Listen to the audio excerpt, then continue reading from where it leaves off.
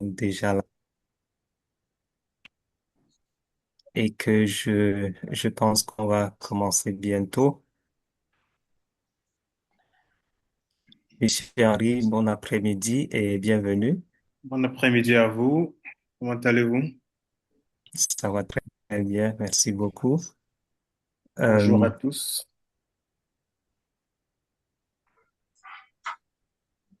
ok,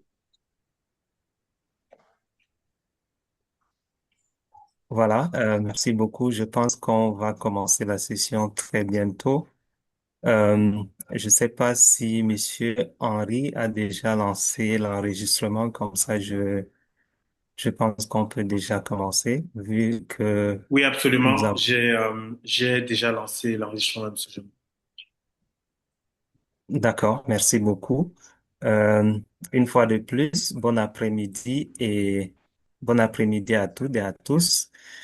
Déjà, nous sommes très ravis de vous accueillir aujourd'hui à ce webinaire consacré au thème le rôle de la liberté numérique dans la promotion de l'innovation et de la prospérité en Afrique. Merci déjà à nos intervenants qui ont accepté de partager leur expérience aujourd'hui et également leurs analyses, ainsi qu'à tous les participants qui nous rejoignent aujourd'hui, justement depuis différents pays également. Alors, aujourd'hui, l'Afrique connaît une transformation numérique très rapide, ça c'est une évidence. Et les technologies aujourd'hui, les technologies numériques qui créent de nouvelles opportunités pour les entrepreneurs, qui facilitent aussi l'accès au marché, qui améliorent surtout les services financiers et qui ouvrent également de nouvelles perspectives pour les jeunes. Mais malheureusement, on constate qu'il y a encore des défis très importants, à savoir l'accès limité à Internet, le coût élevé de la connectivité également, des réglementations contraignantes et surtout des inégalités numériques. Et c'est donc justement dans ce contexte-là qu'on se pose la question la plus fondamentale, qui est celle de savoir comment construire dans un environnement numérique libre, accessible et innovant, capable donc de générer davantage d'opportunités économiques et de prospérité pour les Africains. Et c'est donc autour de cette réflexion que nous allons échanger cet après-midi avec nos experts qui viennent du Cameroun, du Burundi et de la République démocratique du Congo également. Donc, avant d'entrer dans le vif du sujet, je vais donner la parole à chacun de nos intervenants afin qu'ils se présentent brièvement et nous donner un aperçu du contexte de la liberté numérique dans leurs pays respectifs. Et nous suivrons justement ensuite avec une discussion modérée avant d'ouvrir, n'est-ce pas, de donner la parole à nos participants. Alors, je vais commencer par vous, Monsieur Henry. Bonsoir, déjà, bienvenue et merci d'avoir accepté l'invitation. Merci à vous, Monsieur Jameau. Bonjour et bonjour à tous. Je suis Henri Kwam. Je suis le directeur exécutif et le fondateur du Cameroun Economic Policy Institute. Et c'est un réel plaisir et un honneur d'avoir des partenaires d'un peu partout en Afrique pour discuter d'un sujet très, très important.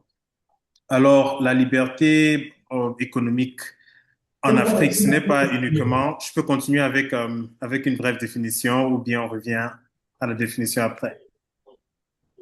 Juste OK, donc alors pour le Cameroun, la liberté économique représente un moteur principal pour le développement économique. Alors que le secteur pétrolier se souffre, l'économie numérique représente une alternative majeure. Comme nous le savons tous, plus de 70% des Camerounais sont connectés au mobile money. Un grand nombre des entreprises telles que Yango, Jumia, Bayam sont des entreprises du e-commerce, du ride-hailing qui sont émergents et qui sont en train de créer de vastes opportunités et des emplois pour les Camerounais. Donc, la liberté numérique au Cameroun s'inscrit également par un cadre réglementaire assez Aime-moi tout. supportif. Donc, Oui, Nani. nous voyons également que, Monsieur Jameau, c'est possible de Hmm. muter votre micro. On entend pas mal de bruit. Je ne sais pas si c'est vous ou bien c'est...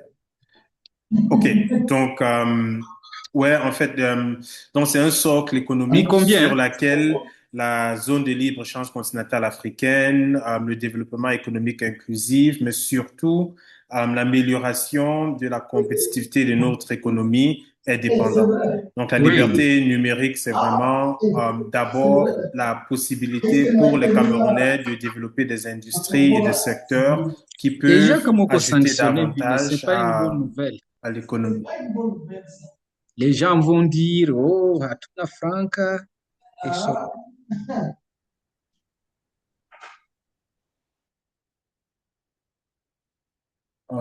Right. Désolé pour, on a eu quelques interruptions là. J'espère que j'étais assez clair.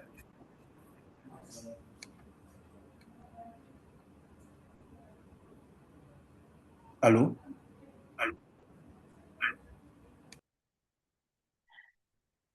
Je ne sais pas si Monsieur Jameau est là, mais ouais, en attendant que Monsieur Jameau revienne, peut-être nous pouvons continuer avec les introductions. Donc, Monsieur Barkana, Monsieur Dani, à vous la parole.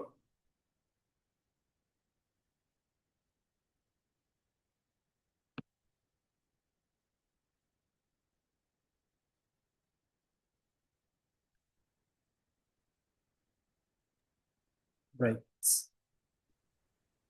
On ne vous entend pas. Je pense que je peux être le prochain. Je ne sais pas si vous m'entendez. Oui, on t'entend bien. Ok, très bien. Euh, Bonjour à vous, Henri. Bonjour à Jamo et bonjour à tous. Mon nom c'est Barakana, je suis burundais et je suis cofondateur, directeur des opérations, donc Chief Operating Officer de Free Tech Institute, qui est une organisation burundaise. On intervient beaucoup plus dans ce qui est numérique, formation, dans le métier du digital et inclusion digitale aussi. Et je suis très content d'être ici. C'est ma deuxième fois que je suis invité ici. Ça me fait toujours plaisir d'échanger avec vous. C'est toujours des sujets qui m'intéressent et aussi que j'espère que chacun des participants parte à chaque fois avec des valeurs ajoutées. Alors, pour moi, je vais essayer de me limiter ce que la liberté numérique ici au Burundi représente. Comme mon collègue du Cameroun a essayé d'expliquer, il a exploré tous les points. Mais moi, ici au Burundi, je vais beaucoup me limiter, mais après, je vais un peu développer. Parce que qui dit liberté numérique ici au Burundi, oui, c'est cette liberté de pouvoir tirer profit de cette révolution numérique. Mais qui dit liberté, dit qu'il doit y avoir une réglementation qui est derrière, qui facilite les utilisateurs et aussi qui les aide, qui les accompagne. Mais malheureusement, on n'a pas un structure ou bien plutôt un cadre qui est euh, très réglementé, je dirais ainsi, pour dire que la liberté numérique, elle n'est pas à 100% assurée ici au Burundi, mais elle existe quand même. Elle existe vu que, d'ailleurs, avec ces plateformes numériques, ils viennent avec des droits, des libertés derrière. C'est ça, en fait. Mais je vais essayer de développer au fil du temps, le long de la discussion, sur ce sujet. Sinon, je vais me limiter par là. Ma résumé, c'est Barakana depuis le Burundi et c'est un plaisir d'être avec vous et de partager avec vous. Merci beaucoup. Merci à vous. Euh, Monsieur Dani, je pense que vous avez la parole. Merci beaucoup, Monsieur Henry. Et bonjour à tous. C'est encore un plaisir de pouvoir intervenir. Ça fait aussi la deuxième fois, donc quand j'étais encore avec les amis la fois passée. Et c'est vraiment un plaisir d'intervenir, surtout sur ce sujet qui est d'actualité, parce que au niveau de la RDC, spécialement dans le contrée où je suis, la liberté numérique, en tout cas, c'est un sujet qui mérite en tout cas d'être très développé. Genre, on devrait vraiment accentuer des recherches autour de ça, de sensibilisation, d'éducation, parce que la population, tout comme les gouvernants, ont besoin vraiment d'ajuster certaines choses pour bien comprendre en fait comment devrait fonctionner ce secteur-là. Parce que, il y a beaucoup de défis encore à relever au niveau de la RDC. Comme vous savez, c'est un grand pays, mais cependant, la couverture d'abord de l'Internet est encore minime. En fait, il n'y a que des villes qui sont couvertes par Internet, mais lorsqu'on voit le rural, c'est vraiment encore un défi. Et que donc, lorsqu'on parle de la liberté numérique, nous voyons d'abord le défi là, donc l'accès d'abord au numérique pour toutes les personnes, pour toutes les couches de la population, mais également les défis de réguler au fait l'usage du numérique là où il y a déjà l'Internet ou les outils numériques. Donc, la nécessité de définir des politiques vraiment claires sur ce qui est la gestion du web, donc la gestion de l'écosystème en fait numérique et l'usage en fait au niveau de consommateurs et au niveau aussi de ceux qui donnent ce genre de services et tout. Donc je pense que si je dois donner un aperçu bref sur la liberté du numérique en fait au niveau de notre pays, ce qui est oui, il y a d'abord, en fait, je dirais beaucoup plus, c'est laisser aller, c'est laisser faire au niveau des usagers, mais cependant, il y a des méfaits aussi par rapport à cela parce que plus les gens ne comprennent pas, en fait, le rôle des réseaux sociaux, le rôle des âges, en fait, les avantages, en fait, qu'il y a euh, autour des opportunités, en fait, qu'il y a dans le cadre du numérique. Les gens en utilisent, au fait, abusivement parfois et aussi souvent dans des propagandes qui vont dans les histoires des politiques ou dans les histoires au fait sociales qui engendrent plus génération de conflits ici et là. Donc, nous allons comprendre qu'il y a les notions en fait de liberté numérique. C'est vraiment quelque chose sur laquelle on devrait accentuer nos idées en tant qu'organisation pour essayer de comprendre de part et d'autre. Donc, quel droit au fait pour les usagers, quelle responsabilité au fait de l'État et quel engagement au fait de tout le monde pour que ces secteurs-là soient profitables et que nous puissions y tirer gain de part et d'autre. Merci beaucoup. Merci beaucoup, Dani. Donc, je ne sais pas si Monsieur Jameau est là. OK, en attendant que Monsieur Jameau se reconnecte.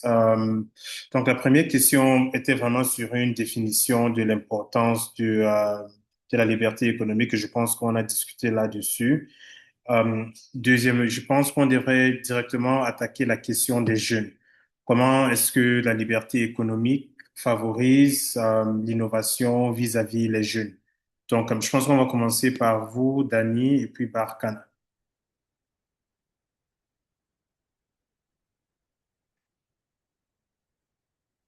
Ou bien qui est, peu importe qui est prêt, vous pouvez prendre la parole, qui se sent prêt. Parce que de notre côté au Cameroun, les jeunes représentent environ 60% de la population.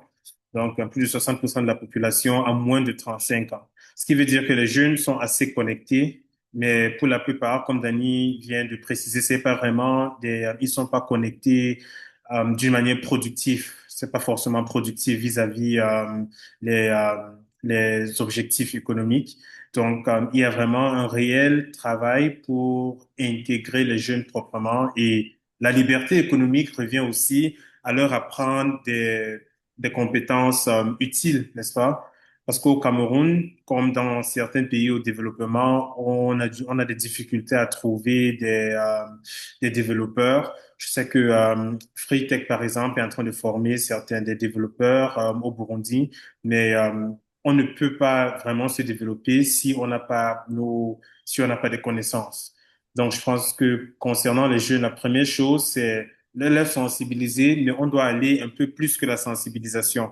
Donc, c'est vraiment les permettre de créer des solutions endogènes qui répondent à les problèmes comme l'électricité, le management du grid, la santé, les infrastructures, la cybersécurité et plein d'autres. Mais le challenge pour nous, ce qu'on constate au Cameroun, c'est que la majorité des jeunes veulent bien apprendre, mais il y a souvent aussi pas un manque d'opportunités. Parce que si nous avons 20 000, 30 000 développeurs web qui sortent chaque année ou 10 000, c'est souvent difficile pour nos secteurs privés d'absorber ces jeunes. Raison pour laquelle c'est également très important pour nous de pointer les jeunes qui peuvent, ceux qui ont des connexions Internet, des ordinateurs, envers le télétravail, parce que c'est vraiment une réelle opportunité pour les Africains. Et souvent, les tâches de télétravail les permet aussi d'apprendre un tout petit peu et de développer leurs compétences vis-à-vis Python, C++ HTML, ou bien d'autres tâches qui sont moins techniques, mais aussi les permet de contribuer un peu plus à des chaînes de valeur globales. Donc, je pense que ce n'est plus suffisant pour nous de juste proposer des politiques qui vont favoriser l'entrepreneuriat des jeunes. Parce que plus de 60% des entreprises au Cameroun meurent avant la troisième année. Donc, et il y a déjà pas mal de politiques pour favoriser les jeunes qui opèrent dans le secteur de la tech. Donc, la réduction des TVA pour les laptops et les machines électroniques, la suppression des droits de douane pour des machines industrielles, pour ceux qui travaillent dans la manufacturation, et les entreprises qui embauchent les jeunes qui ont moins de 35 ans au Cameroun ne payent pas d'impôts sur leur salaire. Donc, il y a déjà certaines incitations et aussi la création des zones économiques spéciales, des Special Economic Zones, comme à Edea et à Douala, et les pôles qui émergent à Buea. Tout ça crée un environnement propice, mais ça exclut une grande majorité des jeunes qui n'ont pas des ordinateurs, qui n'ont pas forcément des compétences, qui n'ont pas les outils et la capacité de contribuer à l'économie numérique. Donc, ce que nous avons constaté d'après notre travail, c'est que les politiques sont importantes, ils doivent être incitatifs, mais nous avons besoin de politiques incitatives qui permettent à ces jeunes-là qui n'ont pas encore le niveau ou la capacité financière de pouvoir accéder à l'économie numérique. Je ne sais pas si vous voulez ajouter quelque chose. Oui, monsieur Henri, parce en tout cas, ce que vous dites là, c'est presque une réalité qui sévit presque partout, au fait, surtout dans nos pays, l'Afrique subsaharienne. Vous allez voir il y a, oui, l'opportunité. Donc, les jeunes, en fait, se connectent déjà, bien qu'il y ait encore les défis de toucher les communautés rurales, parce qu'on ne peut pas non plus parler de cette liberté économique tant qu'il y a, en tout cas, une grande majorité de la population qui est exclue de ces différentes opportunités. Aujourd'hui, lorsque vous entrez, par exemple, dans certains villages, euh, parce que nous, des fois, nous travaillons même avec les communautés rurales, vous allez voir que si on parle du numérique au niveau du village, on voit qu'il y a Facebook, donc réseaux sociaux, peut-être même pas d'autres réseaux sociaux comme LinkedIn et Twitter. On va voir que Facebook, parce qu'il y a TikTok peut-être aussi, parce que ce sont des réseaux beaucoup plus connus. Mais alors que le numérique et les avantages au fait qu'il y a dedans, donc ça va au-delà au fait de l'usage des réseaux sociaux.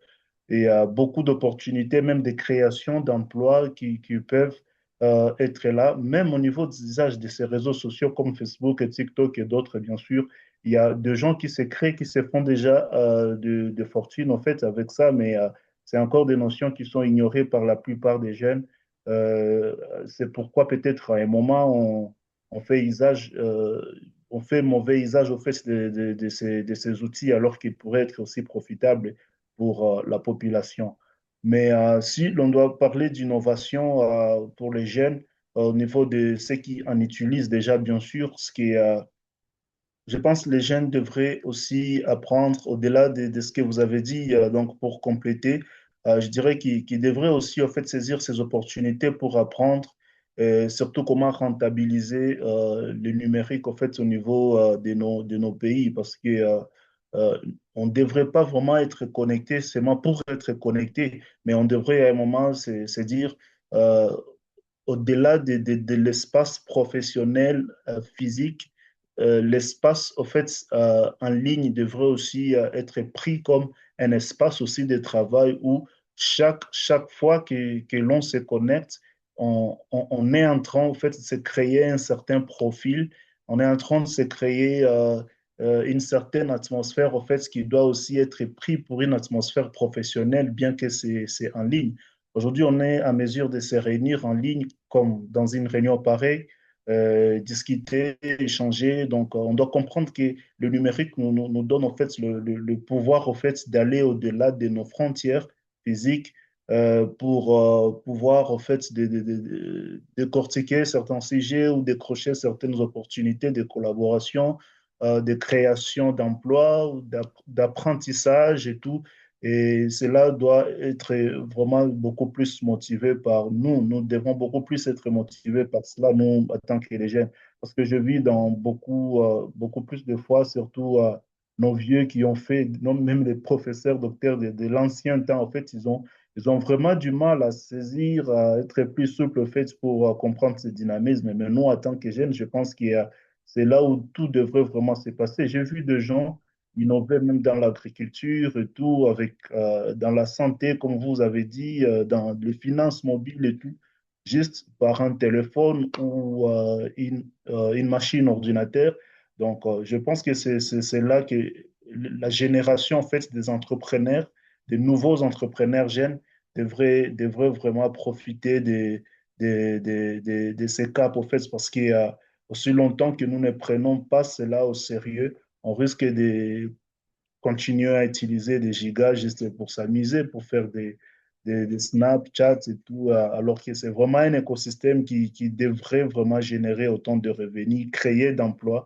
Aujourd'hui, c'est possible de gérer tout un business juste avec ton téléphone en main.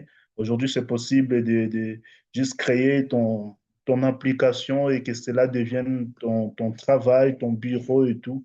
Que donc, ça nous permet de faciliter d'abord la tâche dans ce que nous faisons quotidiennement. Et moi, d'ailleurs, personnellement, là, je suis à Kigali, mais il y a déjà un forum qu'on est en train d'organiser au pays. Mais chaque fois, toutes les minutes, on est en contact avec le personnel, au fait, le staff, au fait, qui est au Congo. Et je suis comme si je suis toujours présent là-bas. Je peux faire des réunions, je peux aussi intervenir, je peux aussi contacter un partenaire. Donc, on doit comprendre qu'au-delà du travail, au fait, physique dans le bureau, l'espace numérique aussi, c'est un travail, c'est un cadre aussi qui doit être profitable, surtout pour innover, pour changer les choses, pour faire différemment et surtout pour faire plus parce que même Ok. dans mon livre, Danny, on va revenir vers toi.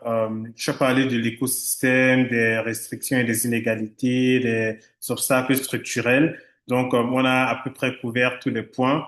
Comme on essaye d'avoir une discussion assez ciblée, Barkana, tu as la parole pour 3 minutes et demie.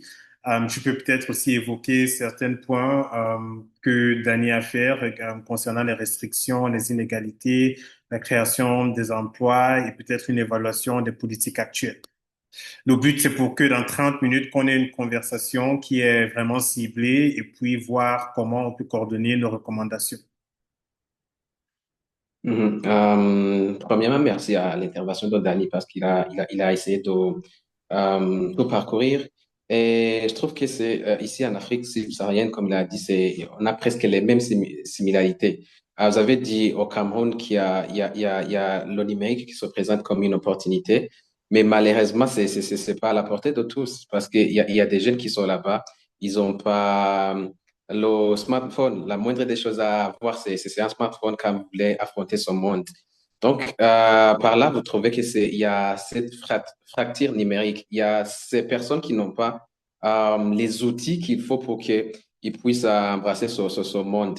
Alors, de mon côté et aussi du côté du Burundi, on trouve que le numérique, mais c'est d'ailleurs la réalité. Le digital, c'est une chose qui doit être profitable parce que, premièrement, ça représente une opportunité pour les jeunes et ça représente une opportunité pour l'économie tout entière. Je dis les jeunes, je mets l'accent là-bas parce que ce sont les jeunes qui s'en sortent mieux et c'est eux qui connaissent quoi, les enjeux, qui connaissent comment manipuler et comment profiter de ça.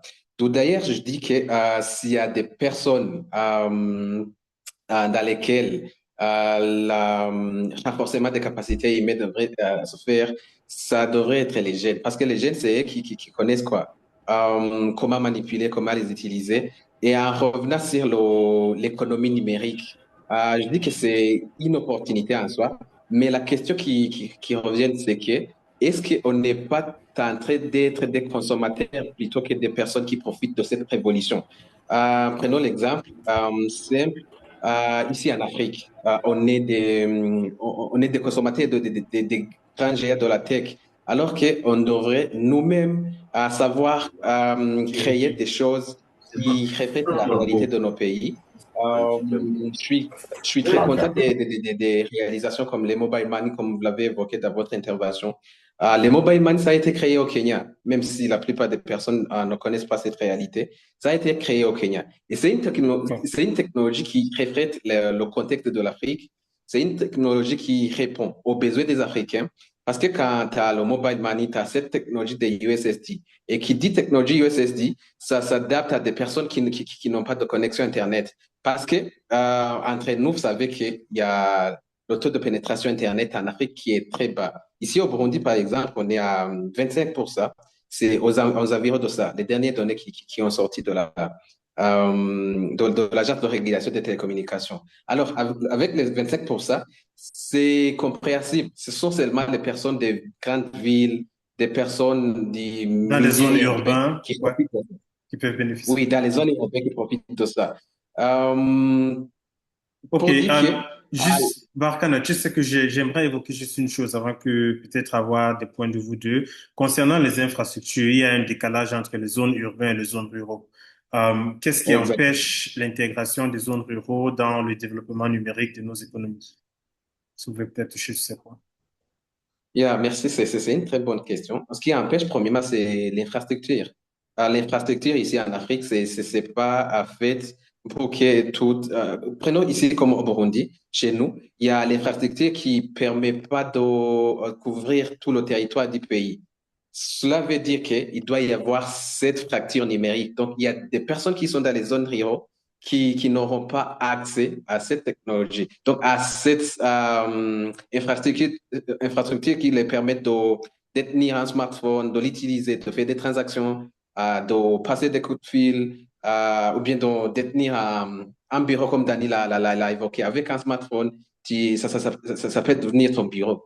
Donc, c'est ça, en fait. C'est l'infrastructure, premièrement. Et autre chose, ce sont des investissements qui sont derrière. Et une autre chose, c'est les compétences techniques. Les Ouais. compétences techniques dit, yeah, on a la technologie à notre portée, mais on sait comment tirer profit, on sait comment rentabiliser ça, ou bien l'utiliser d'une manière responsable. C'est ça la question, en fait. Ok, donc comme je vous l'ai dit au début, on veut vraiment faire des conversations de 30 minutes, comme ça les gens peuvent retourner à ce qu'ils font. Et maintenant, j'aimerais que, vu que on a des problèmes similaires au Cameroun, comme au Burundi, comme au DRC, les manques des infrastructures, les politiques non adaptées, des jeunes qui sont pas suffisamment outillés pour exercer dans le secteur numérique, est-ce que vous pouvez nous donner quelques recommandations, pour vos pays? Qui répondent à les problèmes dont ils font face. Donc, Dani, je vais commencer avec toi. Tu as une minute pour donner ta recommandation et puis Barakana.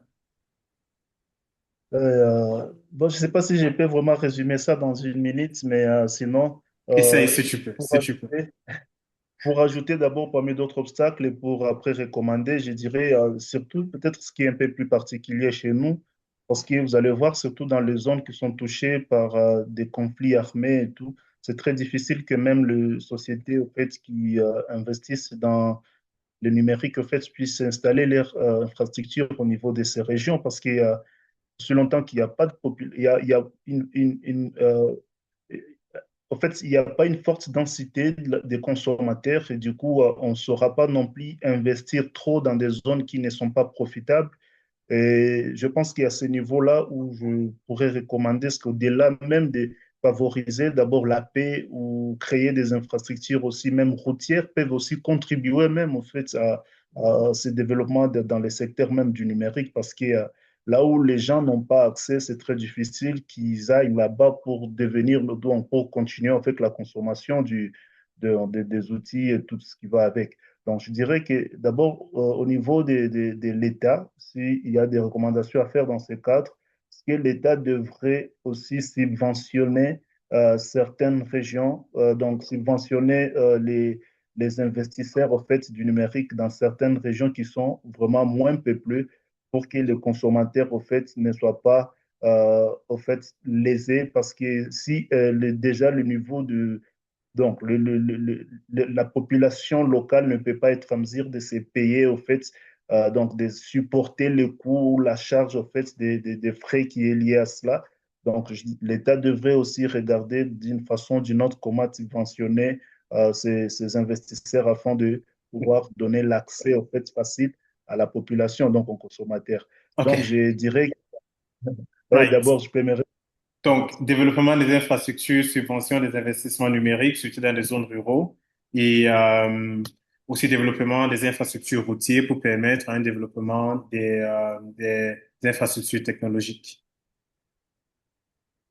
Okay, Barkana, we have 1 minute and 18 seconds left. Ok, une minute, je vais essayer. Je vais partir là où Danny vient de s'arrêter. Pour moi, la chose qui est très primordiale, c'est investir dans les infrastructures. Parce qu'avec les infrastructures, toute autre chose peut se faire. Et deuxièmement, c'est investir dans le capital humain. Qui dit capital humain, sont ces personnes qui veulent utiliser ou bien qui veulent profiter de cette révolution à les outils avec les connaissances qui Qu'il faut. peuvent les aider yeah, à s'en sortir. Et Well, I think we might be cut off.